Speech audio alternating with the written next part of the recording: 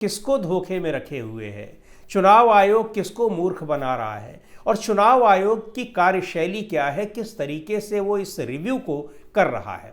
एक SIR special investigation कर रहा है, मतदाता सूची का एक तरीके से पुनर्मूल्यांकन कर रहा है, नए सिरे से बना रहा है।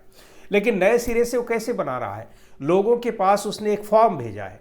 फॉर्म भेजने के लिए बड़ी संख्या में ब्लॉक लेवल ऑफिसर नियुक्त किए गए हैं जो घर घर जाकर लोगों से को फॉर्म दे रहे हैं और फिर उनसे कह रहे हैं कि आप इसको भर दीजिए, जमा भरने के बाद इसको जमा कर दीजिए।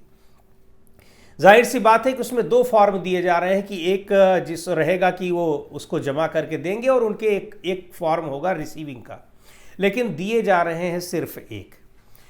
कई और मामले इसमें है कि जो बीएलओ हैं वो घर घर सबके पास पहुंच ही नहीं रहे हैं। कुछ लोगों के पास जा रहे हैं और कुछ लोगों के नाम अंदाजे से, जो पुरानी लिस्ट में जिन लोगों के नाम हैं कुछ के नहीं है, वो उसको दिए जा रहे हैं और वही फॉर्म इकट्ठा करके वो लेते जा रहे हैं।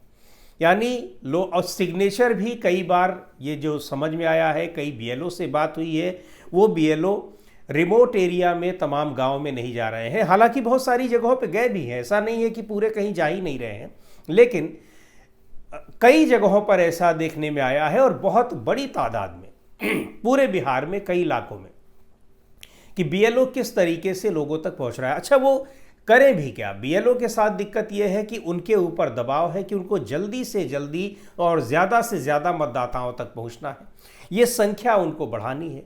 तो ये संख्या बढ़ाने के लिए वो भी क्या कर रहे हैं कि किसी एक गांव में चले गए, 10-20 लोगों को दे दिया, उन्होंने कुछ अपने नीचे की कुछ लोगों को रिक्रूट कर दिया, उन्होंने फॉर्म पहुंचाया कुछ तक, और कुछ 2-4 लोगों ने ही 150 फॉर्म जो है वो भर कर दे दिए और वही चला आ रहा है, जिसको अपलोड किया जा रहा है वो उसमें सूची में, यानी जो वेबसाइट है ये उसका जो एक डेटा बनाया जा रहा है, डेटा बैंक तैयार हो रहा है, उसमें फिर उसको अपलोड कर दिया जा रहा है। कई फॉर्म तो ऐसे हैं जिसमें कुछ लिखा ही नहीं है, केवल नाम लिखा हुआ है, उसके अलावा वो सिग्नेचर है, उसके अलावा और उसमें कोई भी जानकारी उसमें नहीं भरी गई है।